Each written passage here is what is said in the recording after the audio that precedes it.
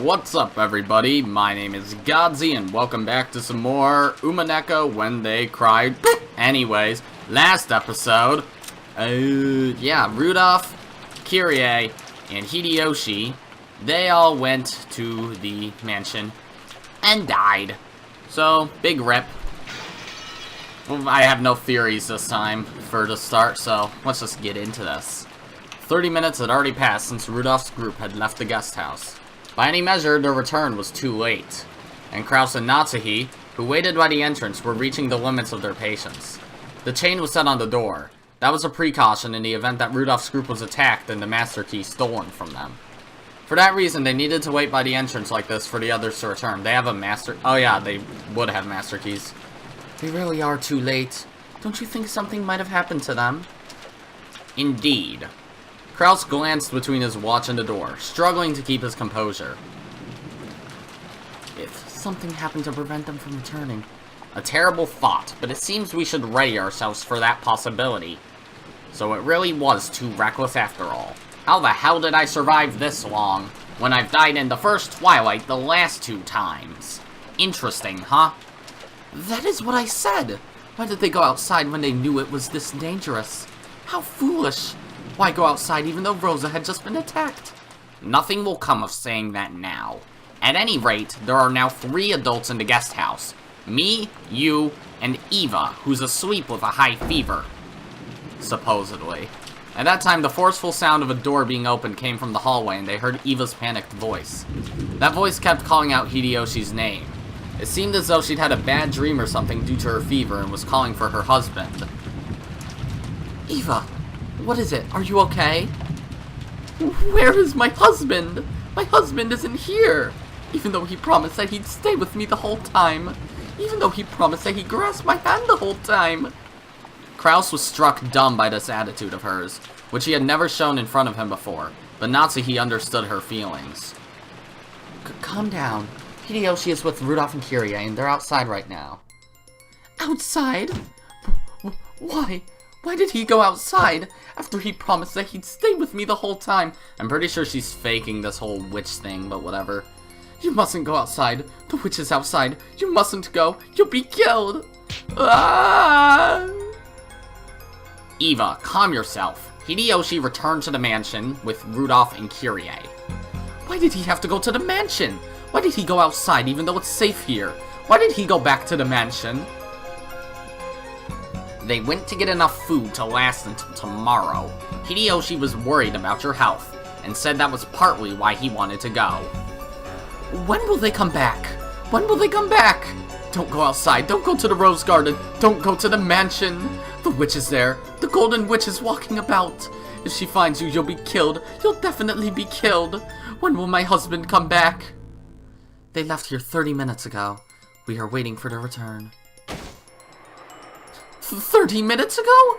Isn't that strange? Why would it take so much time for them to go to the mansion to get food and come back?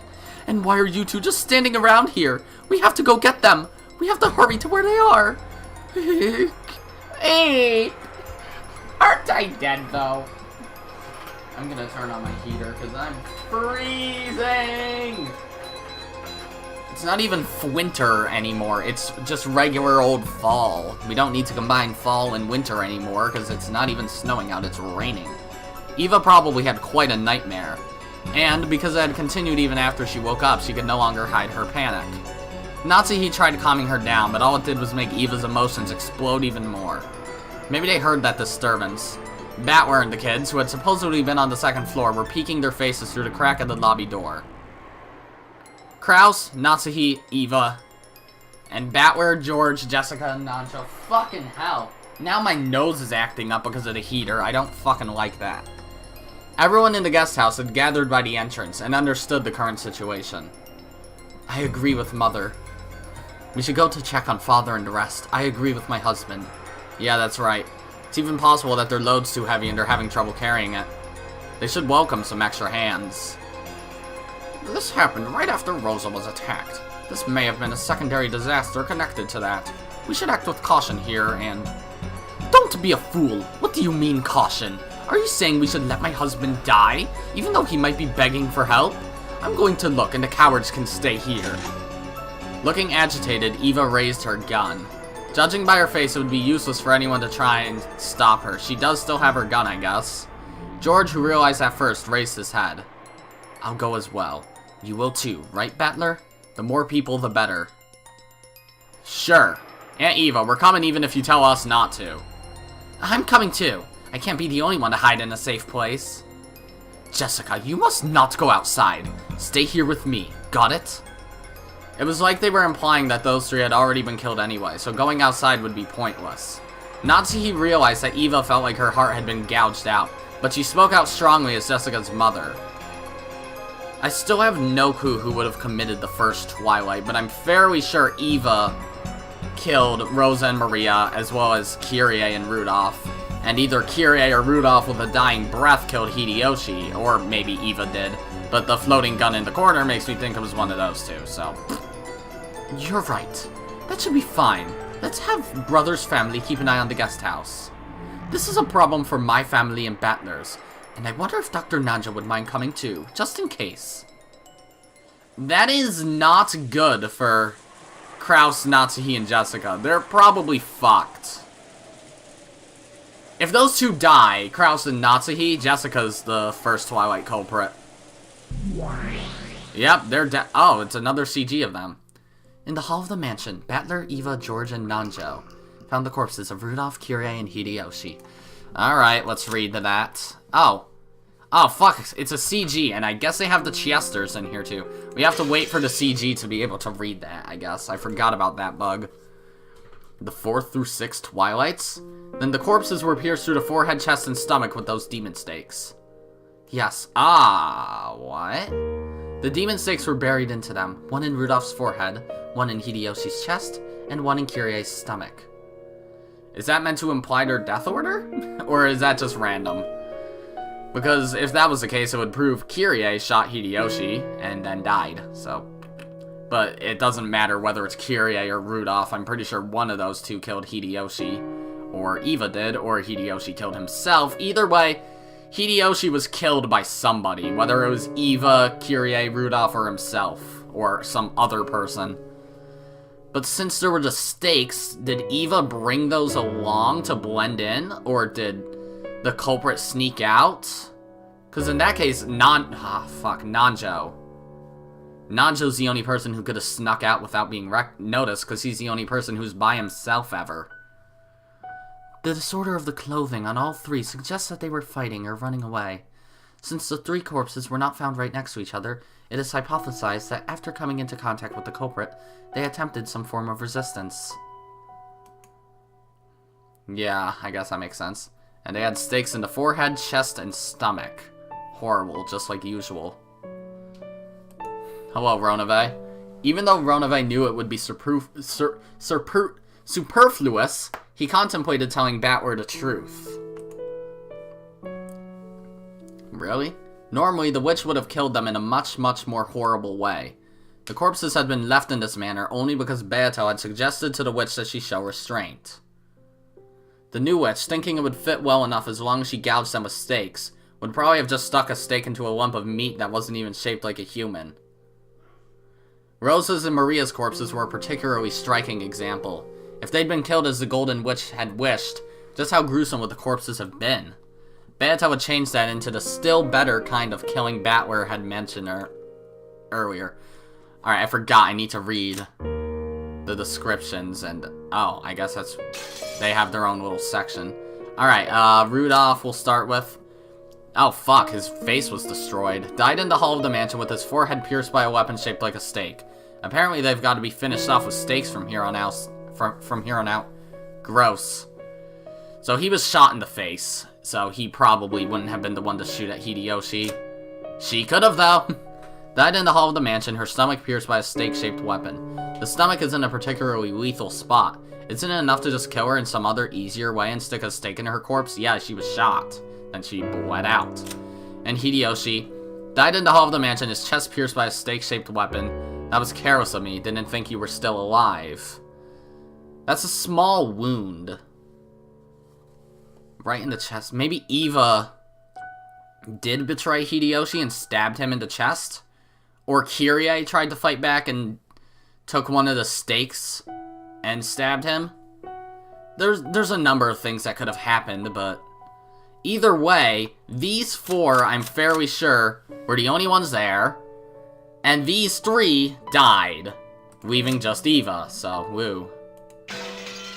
Oh, fuck, I need to read the Chesters as well. Alright, Chester 410, a weapon in contract with Beatrice. 410 is a kid with a strong personality, whose peculiar style of speech tends to make light of people. She likes laughing at people who are serious and can never relax, which is why she's so fond of 45 and Lucifer.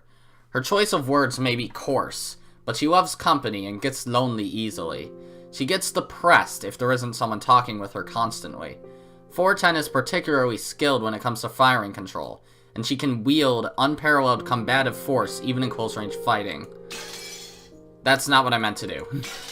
I thought the next button would bring me to the other one. So I guess it's just random. Yeah, it's just like the stakes. Chester 45, a weapon in contract with Beatrice. 45 has a methodical and timid personality, as well as a fairly strong persecution complex. Thanks to that, she's well suited to shoring up the weaknesses of 410's rough personality when they work as a pair.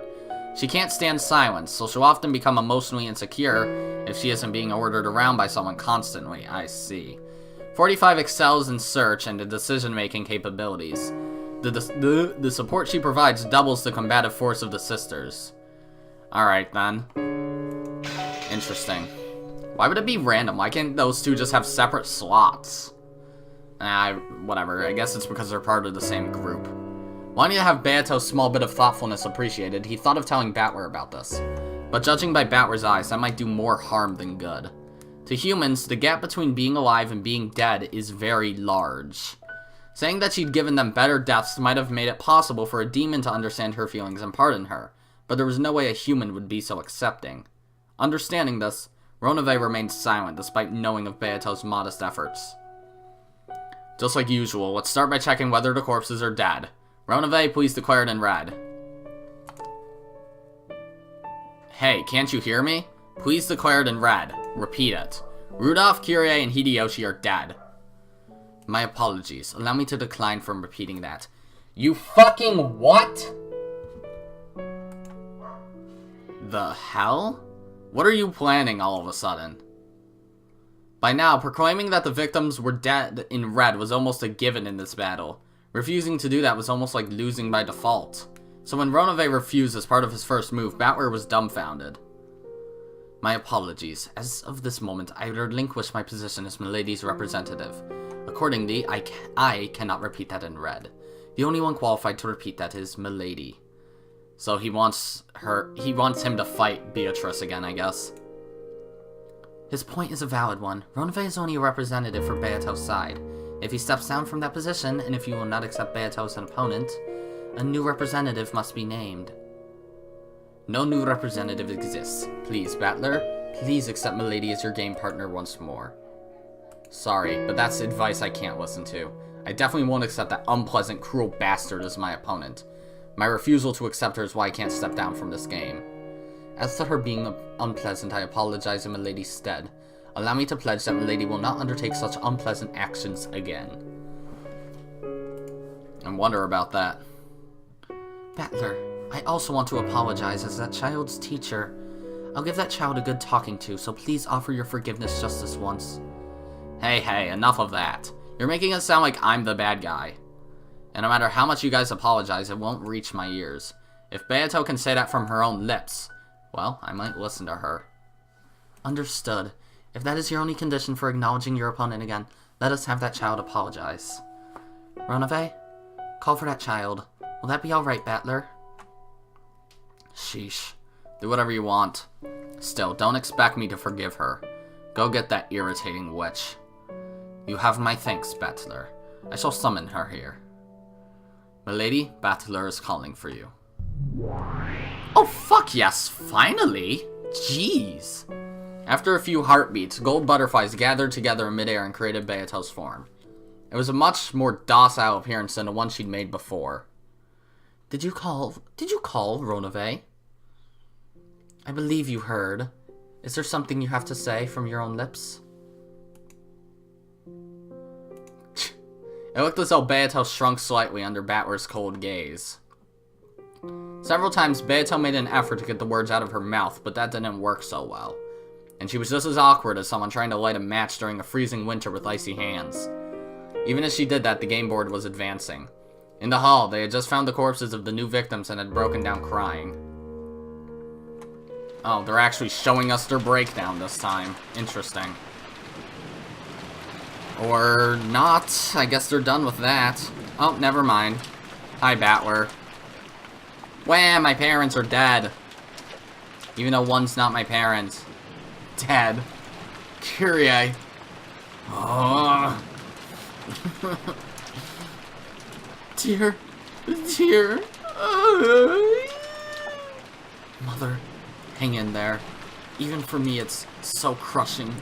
So sad. They probably died instantly. I'm sure that even if we had arrived immediately after they fell, it would have been too late. Fell? No, that's wrong. You have to point at the screen, Eva. They were definitely alive. His chest was stabbed with something like this. My husband must have died in extreme pain. If we had come faster, surely they would have been saved. They would definitely have been saved. I feel like Nanjo doesn't know about Eva's involvement, or maybe he does. And he's lying about what actually happened. Because there's no way they all died instantly from gunshot wounds. They had to have died from guns, right? I mean, Hideyoshi probably not, because he was stabbed, it looked like. Yeah, whatever.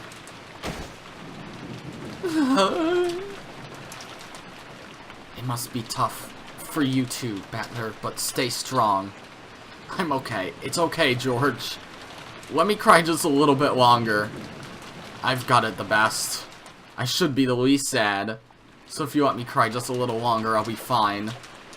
That isn't true. I can understand how much it must hurt your heart to have lost both parents. I still have Mother. That's much better than what you're going through, Battler. No, that's wrong. It's got to be the toughest for you, George. I understand, George. In this group, you're the saddest and the one who has it toughest. I understand that, so I can't keep sobbing like this. Ugh. Why do you say it's toughest for me? Probably Shannon. To me, Dad and Kyrie were people I'd eventually split up with when I grew up and became independent. Since their parents, it was fated that they'd die before their kids. It just happened a little early, that's all. But it's different for you, George. You didn't just lose your parents, who would have parted ways with you eventually. You also lost Shannon. Someone you should have spent the rest of your life with.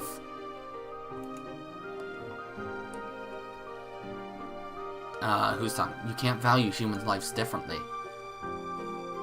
Oh wait, you can't value human lives differently. Whether it's a baby or an old person, they should all be respected the same. But still, the more life that person has ahead of them, the longer the future you're building together is, the sadder the fact of their death is. George, you were engaged to Shannon, right? You promised that you'd build a life and a home together in the future, right? Compared to how huge that future was, compared to how huge that happiness was, stuff like my pain doesn't even come close. So you should be allowed to cry much, much more, George. And yet, just because you act like a big brother to us cousins, you force yourself to act like you're so calm. Stop it, Battler. George was trying to make a calm smile. But already, he couldn't stop a single hot tear from weaving a streak down his face. There's no way I wouldn't be sad, right? Together with Shannon, I painted a picture of many futures in my mind. We talked of dreams that couldn't all come true, even if we lived in 100 years. Of those dreams, even the very first one, having her move into my family register could not be granted. So there's no way I wouldn't be sad, right? Compared to that, like I said, I have no right to cry anymore. When even you're struggling to hold it in, I have no right to shed any more tears. We're the same. We both feel the same sadness from losing those close to us. So there's no rule that says you can't shed any more tears than me, Battler.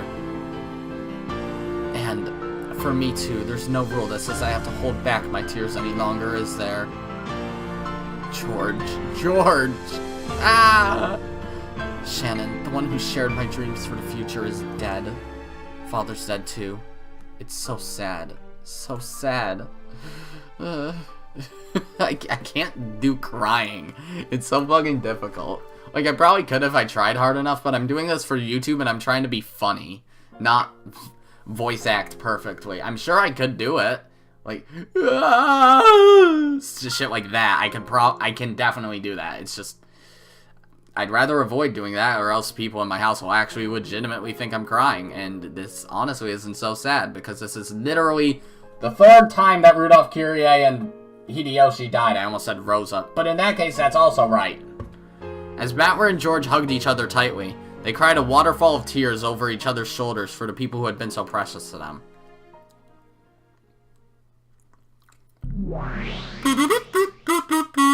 Okay. Do you understand why I said that George has it the toughest? I was listening, so I understand.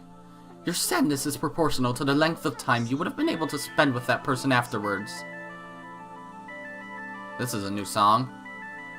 Of course, you can't calculate it just like that, though. We humans aren't like you witches. From the time we receive life to the moment we die, we live within that limited period as strongly as we can manage. I can't forgive anyone who makes light of that. And I definitely can't forgive anyone who sneers at people and toys with them. A person like you, whose very concept of death is all screwed up, probably can't understand that. I'm not just mad because of the length of time they would have lived afterwards. It's sneering at the lives of people living with all they've got. That's what I can't forgive the most. George lived his life by recklessly doing his best. He must have approached this day with a grim resolve to marry Shannon no matter the challenges. It's completely different from me, since I was happy just to be able to meet my cousins after a long while. But still. Beato, for now stay quiet and listen. Indeed. In a way, I understand your point. You say you need to continue murdering according to the epitaph for your own resurrection. So considering your circumstances, I can just barely bring myself to understand your murders. Because to you, it's a necessary course of action.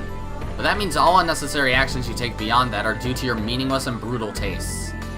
In other words, if killing the 6 people for the first twilight was a necessary action for you, then all that show of crushing their faces and splitting their stomachs and stuffing them full of sweets was completely unnecessary, and caused by nothing more than your brutal hobby. That's an aspect of you that I definitely cannot forgive. Indeed. When you saw Aunt Rosa getting repeatedly killed in that horrible way, you apparently said something like, if they're going to be brought back to life in the end anyway, it doesn't matter how they're killed. I heard from Virgilia. Well, as to that... Well, that idea that you can kill them as many times as you want, as long as you bring them back to life in the end. Isn't that a completely unnecessary action, with no purpose other than to toy around with someone's life? If you're going to kill, do it instantly. Don't toy with them. If you won't kill them, then don't bully them. You're taking advantage of the fact that you can do as you will with people's lives, and you've forgotten the sanctity of life. So I can't accept or acknowledge you.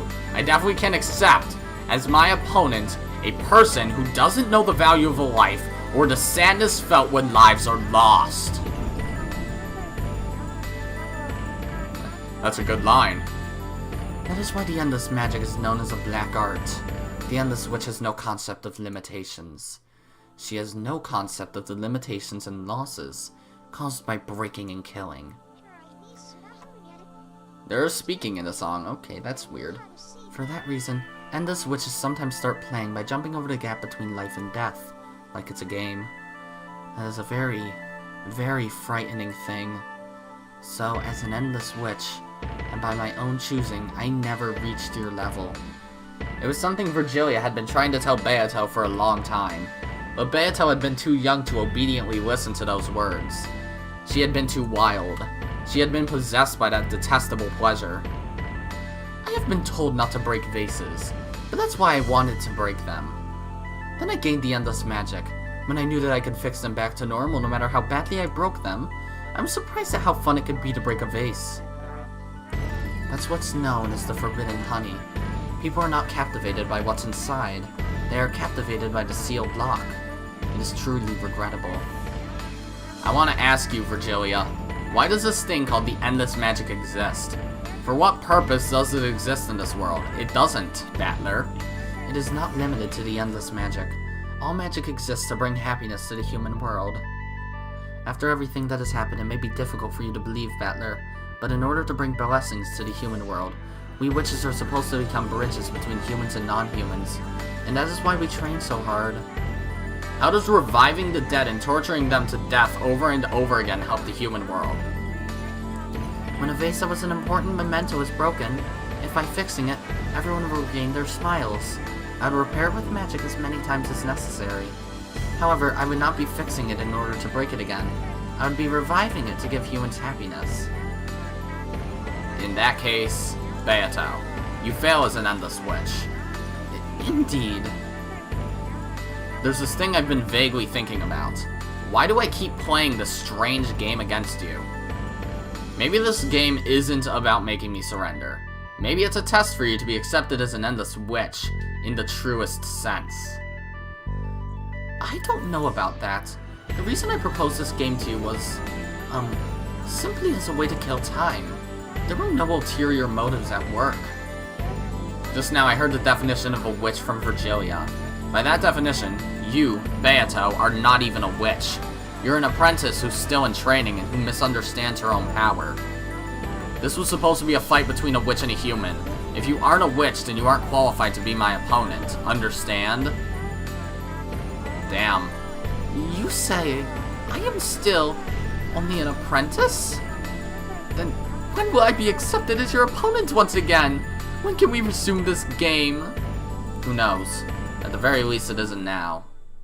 When you fully understand what I've said and become a real witch, I'll probably accept you as my opponent in this game once more. I can't understand if you say it so abstractly like that. Clearly tell me what I should do to earn your forgiveness. No, I've said enough. You think about the rest. That's all I want to say. If you can't figure it out, try talking with Virgilia and Ronove. A brat like you should start off by listening to what the adults say. Virgilia, suspend the game for now. Now that Ronove has stepped down as a representative, all we can do is wait for Beato to gain the qualifications of a proper opponent. Understood.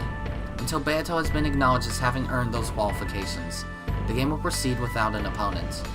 Is that alright with you too, Beato? I have no objections. I want time and a place where I can think at a leisurely pace. May I leave my seat for that? Yeah, that's fine. Well then, see you later. Wait. Don't make that dejected face. Sorry about that. Letting everything inside my heart show up on my face is part of my personality. I cannot deceive. Then maybe there's still some hope for you. Let me promise you one thing. In this game with you, I might win and I might lose. If you don't come back, it might be my victory by default. At that point, Battler stopped talking for a second. Then he spoke forcefully. However, I definitely won't be the one to step down. I definitely won't give you a victory by default. I'll keep on waiting here for you to sit there again as my worthy opponent. Battler. Thank you, Battler. I will definitely come back and be accepted by you. Are you faking a wink? After showing a hopeful smile for a very short while, Beato vanished. After seeing her expression as she left, Battler was absolutely convinced that her face could tell no lies.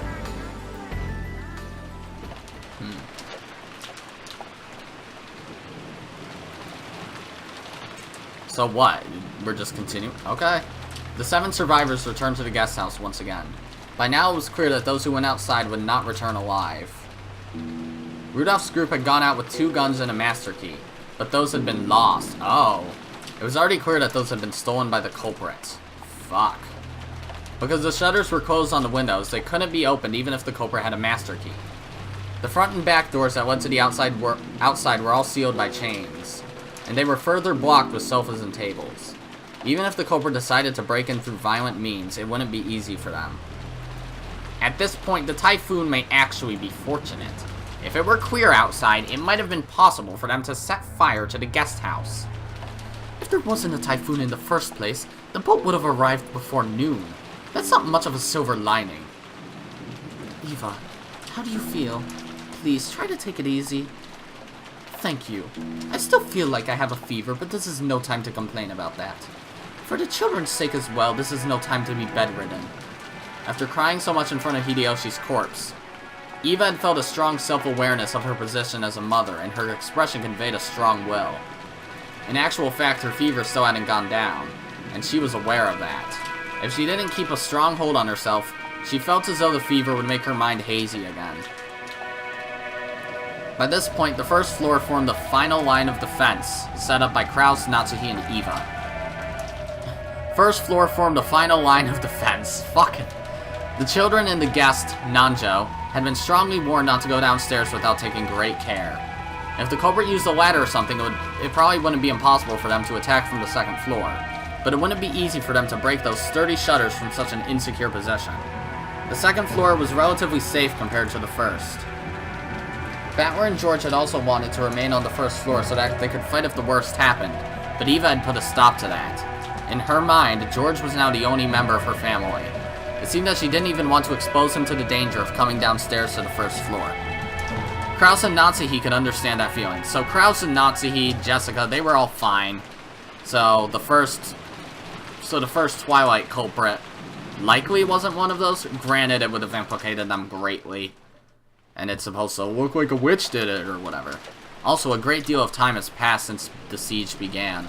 In the second floor cousin's room, Battler, George, and Jessica sat dazed, and didn't even listen to the TV that had been left on. For a while, Nanjo had been with them and had tried to lend them words of encouragement. But when he realized that he might actually be having the opposite effect, he hid himself in his own room on the same second floor. George kept looking dazedly at the photographs inserted in his notebook. It was from the time he'd taken a vacation to Okinawa with Shannon. Shannon's happy smile was contained in those photos.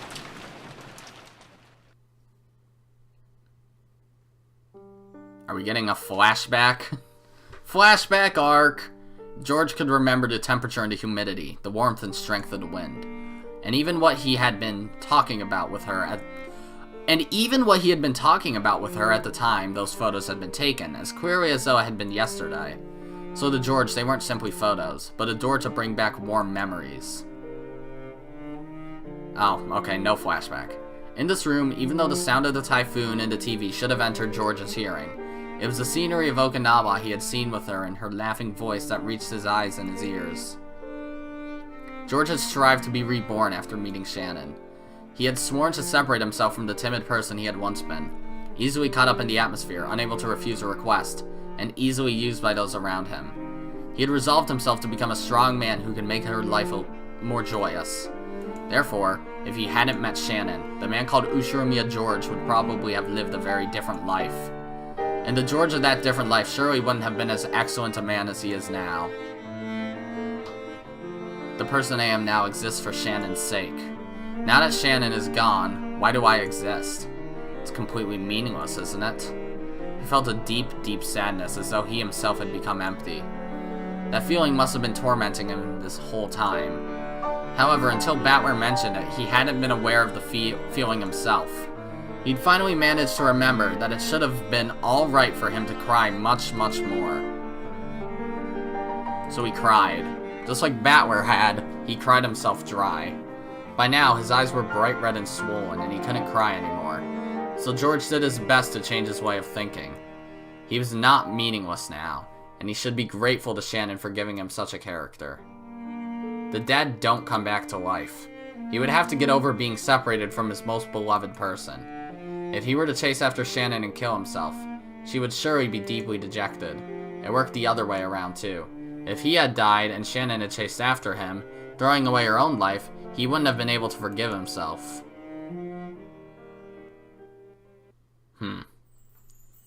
So he chose to surpass his sadness and anger, and decided to thank her instead. After meeting Shannon, she made his days rich and full, and taught him the meaning of working hard for other people's sakes. As a result, she had shaped him into the kind of person he had wanted to be. He wanted to thank her for that. He tried to quell his sadness in this way, but each time he did, he remembered Shannon's smile. He understood it logically. He knew that grieving any more than this would only make her grieve in heaven. But that didn't bring a stop to his sadness.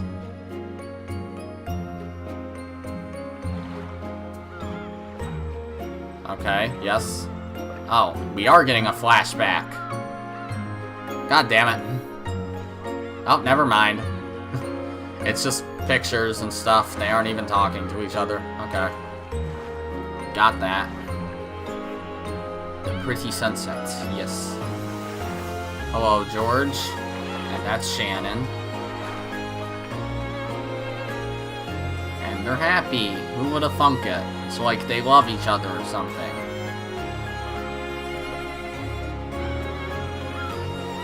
This is a death flag for George, I'm almost positive. If he's not the next one dead, I don't know who would be dead. After all, if Eva's the second culprit, it would make sense for the first Twilight culprit to kill George, just for plot convenience. Why is it that when people die, it's so sad like this? Oh, that's Battler. Sorry, I had a frog in my throat. It was as though he was speaking on behalf of all humans. His question probably hadn't been directed at anyone, but Jessica answered. It's always sad when you have to say goodbye. But when the person's old or there's some time, when you know beforehand that it's coming sooner or later, that sadness gets spread out over a long period of time. When misfortune comes suddenly, it's sad, because you don't even get that time. I see. So if they get sick or something and end up bedridden in a hospital, you might be able to ready yourself for it bit by bit. But when it happens suddenly someday, you don't get that luxury. Sadness that's usually spread out over several years closes in on you all at once. It's pretty tough.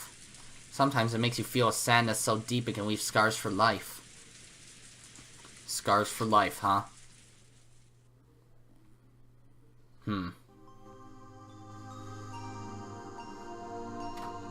So if they're just gonna hole up in the guest house, is anyone actually gonna die then? Like grandfather's occult hobby, people say that's what caused it. That Beatrice, his mistress, died a long time ago and he was so sad that he couldn't pull himself together. Who's talking? Some people whisper that this is why he started sacrificing the rest of his life to occult research in order to revive the dead. If that's true, grandfather succeeded in that miracle in his last moments. The culprit is to revive Beatrice, and grandfather was reunited with her at the moment he was killed. Pretty ironic that he revived her and then got killed by her. Even so, grandfather probably managed to meet her. He gambled half his life, and even though it was only for a short time, he was reunited with the woman he wished to see once again. Then he got totally roasted, though. Feels like that result doesn't quite add up to the cost of researching for half his life. That's not true. Even if it was only for an instant, grandfather must have been happy to be reunited with the woman he loved. And that would be true, even if his crime of going against divine providence was punished by God, and his body was burnt and sent down to hell. Even if that reunion only lasted a very short time, right? George. I wouldn't care I met with the wrath of God and had my body burned, even if it was just for a short amount of time. If I could revive Shannon again, I would sacrifice the rest of my life to the same research as father. I want to talk with Shannon again, even if it's only for 5 minutes. Even 1 minute would be fine. In exchange, I wouldn't mind sacrificing the rest of my life. George. When Battler and Jessica realized that their pointless discussion was causing George pain, they could do nothing more than shut their mouths. George directed his thoughts to Kinzo's life. He sacrificed half his life to research that no one understood. And on the last day of his life, he revived the person he loved most, and probably succeeded in his reunion in his final moments. George didn't know how much time they'd had together. He didn't know if they'd been given an hour or just 5 minutes. However, that moment must have been enough to reward him for all those months of research. Even though he spent dozens of years to achieve it, that small amount of time is probably more than worth it to him. Until today, I never believed in the occult or magic or anything. Somewhere in my heart, I even made fun of grandfather's research, thinking of it as nothing more than a pastime. However, I won't make fun of it anymore. No, to the contrary, I'll believe strongly that it's real. If the power of belief can create miracles, I'll probably throw away all of my studies up until today, spending the rest of my life from today onward studying magic. Give me the power of magic, and give me a miracle that'll let me see Shannon again. Sorry, you two. What am I talking about? If you could revive the dead with magic, people would probably be researching it everywhere around the world. But things like that don't exist in reality. No one researches it. That's because they know the dead can't be revived with magic. Sorry for saying something so weird. It's my fault that the atmosphere here has gotten so strange. Sorry for making you tiptoe around me, even though this is tough for us all. Even if I did it to divert myself from my sadness, maybe I did say something strange. If I keep talking about stuff that's so weird, I'm sure it won't do anything good for their sadness. But that doesn't mean I can bear this silence. Okay. I'll go downstairs and get another cup of coffee. Mom's very particular about how she likes hers. Does anyone else want a refill? Batwer and Jessica lightly shook their heads. Without pressing them any further, I took my mug and left the room. The shutters were all closed in the hallway, so the corridor was very dim. I tried visiting Dr. Nanjo's room and asking if he wanted more coffee, but he said he didn't need any either. It seemed my mother's orthodox method of making coffee isn't universally appreciated. One time I made some for Shannon, but she told me that while it was delicious, it was a little strong. Shannon. That's no good. Even though I left the room to change my mood, that image of Shannon's face filling my head hasn't faded in the slightest. I keep seeing those fun days with her, more and more vividly. And it's saddening that I never even got a chance to see her dead face. Okay, I thought he just saw blood, and I was just like, uh-oh. According to our parents, she was apparently killed with something like a gun or a spear. I'm sure they were just trying to console me, but they had said her dead face had been very beautiful and peaceful. I wonder if she had the engagement ring I gave her last night on her finger. If she accepted my engagement, she should have had it on the ring finger of her left hand. Last night, we were both on the edge of losing it and not calm at all. Shannon accepted my engagement pretty courageously, but she might have regretted that as a rash action once she cooled her head. She might have taken the ring off. I wonder if she has the ring on now. I want to be sure of at least that much. I want to know how she felt at the very end. But even if I do confirm that, it doesn't mean she'll come back. I wonder what will happen to her body. After the autopsy, it'll probably be immediately cremated. Then I'll never be able to see her face, even her dead face, for all eternity. He's gonna run out and see her, isn't he? Can he even see her face? Yeah, he could. Her hand's probably all fucked up, though. As the shock of losing Shannon made me go a little crazy, probably, I don't want her body to be burned. If she's burned and turned to ash, never again will it be possible for her to revive. They say cremation is frowned upon in Western tradition, because on the day of resurrection there would be no body to revive. Because of that, it seems that great criminals in Western history were often cremated after execution as a punishment, and their ashes were sometimes scattered in rivers and such. In other words, to Western people, death is nothing more than a sweep until the resurrection. It is essential that the corpse is left after death. In other words, that's because Western people knew of a miracle that can revive the dead, but because that miracle doesn't exist in Japan, we burned them. Now I understand. I understand why Grandfather idolized the Western occult. That was his only reason from the very beginning. Just to revive the person dear to him, Grandfather spent the rest of his remaining life researching the Western occult. The situation surrounding us now is abnormal. Grandfather did revive his beloved Beatrice, and that Beatrice has carried out a terrible serial murder, with linked closed rooms that force us to conclude that magic was used. The Golden Witch Beatrice, the incarnation of the miracle of the Western occult, and also the culprit who killed Shannon. She's an entity I should hate, and yet for some reason I want to cling to her. I wonder if Shannon could be revived with the magic of miracles which Grandfather bet his life on. According to the legend of the Ushiromiyas family, Grandfather met with her long ago and was given a vast quantity of gold. Then, if I also met with her, instead of gold, would she give me Shannon's life? As collateral, I don't care what sort of devil's contract she imposed. I wouldn't mind sacrificing all of my remaining life. Alright, prediction time. He's gonna go to the parlor, he's gonna find Shannon's body, he's gonna run into Eva Beatrice, and he's going to say, revive her, I want to spend the rest of my life with her, and she'll be like, okay, revives her, and then kills them. George probably couldn't believe or realize that his voiceless wish was heard by the witch herself who stood right behind him. Never fucking mind. Oh. You're not Eva Beatrice, you're Beatrice. Beatrice had been listening to that entire discussion between the children just now in the cousin's room. Batwer had told her that she didn't know the value of a human's life, and wanting to understand that in her own way, she had stealthily visited, listening in on their discussion. That is your wish, you say? If I could grant that, would I be accepted as a witch? Beata looked at the palms of both of her hands. She handed over most of her once surging magical power when the new witch succeeded the name of the Endless Witch. Of course, her current power still made her worthy of being called a witch, but it could not begin to compare to her previous strength. Even without the endless magic, I am a great witch whose name has been thundered for 1,000 years. Reviving the dead will be no trouble at all. Inside her head, she thought about several magical steps she could take to revive the dead. Even magic that should have been easy in the past would be difficult with her current power. She thought of something, then clicked her tongue, then did so, over and over. In the end, she finally thought of a single spell. But that was a spell that she couldn't use by herself. It was a spell that witches with weak power used, one that relied on the aid of others. In the past, Beato had looked down upon that type of magic. Therefore, she frantically tried to search for any conceivable alternative. But in the end, she couldn't think of one and slumped over in self-derision.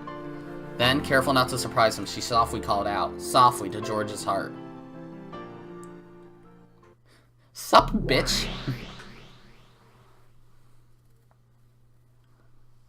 Ushiromiyas George, can you hear my voice? I can hear you. Who are you? Are you really the witch Beatrice? Or are you an illusion created by my sorrow? If that's the former, please hear my wish, and if it's the latter, just leave me alone. Their conversation in a mental world was a lot like having one in a dream. When you dream, haven't you ever had the experience of casually accepting something that would have been absurd in the real world? The conversation in this world was like that. So even though a witch appeared and started talking to George, he was not surprised. Indeed, I am the Golden Witch Beatrice. Normally, you and I would not be able to talk together in this manner. However, you are strongly conscious of me and wish to have a discussion, so both of our channels are able to match like this. I don't care if the person who killed Shannon was you, or someone else using your name, as long as you exist as a real witch. I'll pay whatever cost you ask for. If you desire my life, take it right now. Please, I want you to bring Shannon back to life. If that's impossible, I'd be satisfied if you just let me talk to her for a short while. Please. I ask for nothing in return. I shall grant that wish. Really? Really? You'll revive Shannon? Indeed. However, my current magical power is not sufficient to use the magic of resurrection. Therefore, I must rely on your help. If there's anything I can do, I'll do it.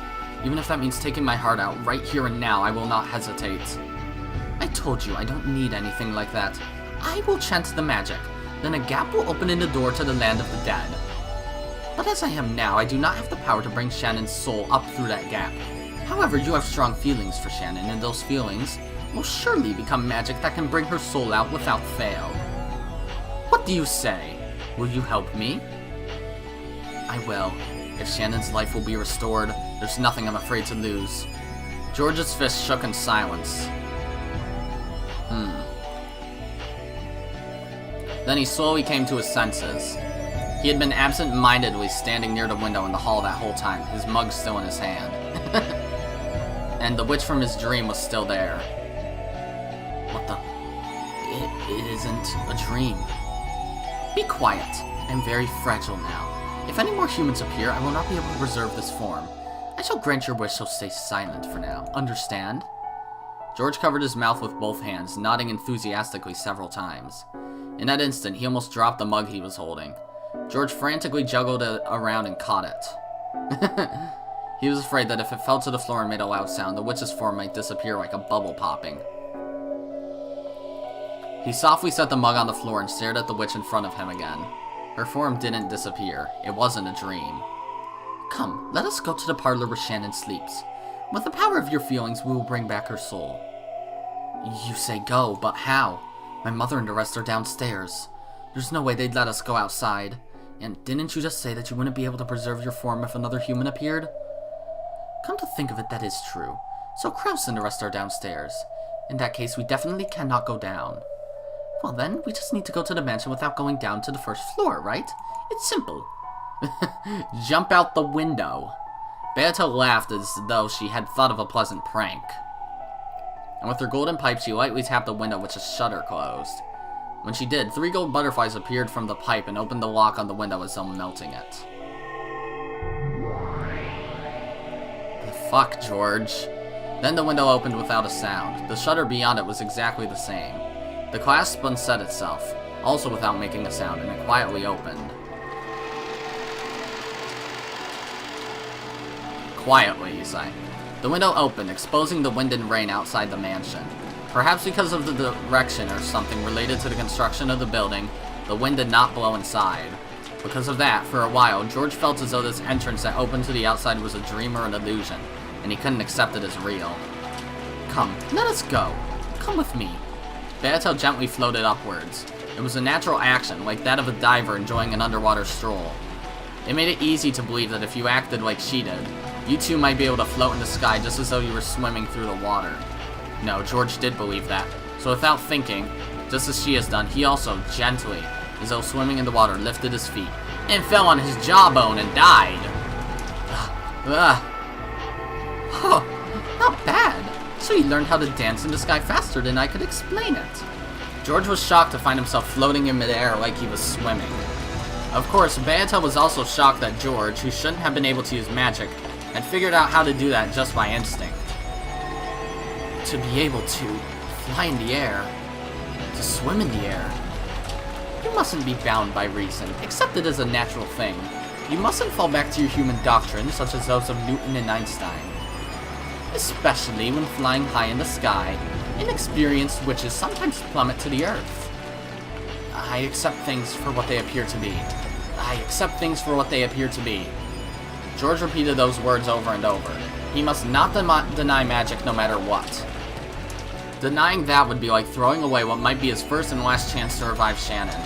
However, compared to Beatrice, who was elegantly drifting like smoke, George's movements clearly resembled someone underwater. Therefore, if he didn't act like he was kicking his feet in water every once in a while, he'd be caught by the force of gravity bit by bit. He's just doggy paddling through the air. I must say you're doing better than when I first danced through the sky.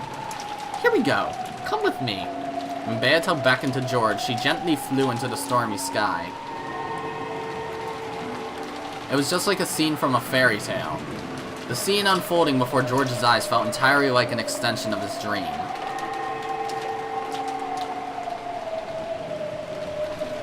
Being able to fly is incredible, but so is the wind and the rain. What is this? Are the wind and rain tormenting you? I can teach you magic to block against that, but it may be too early for you, and it may be a misuse of time right now. Are you gonna make George a witch too? George, Beatrice! How is that, Ushiromiyas bachelor? Yes, the magic I need isn't that. George wore a strong-willed gaze, refusing to let the wind and rain get to him.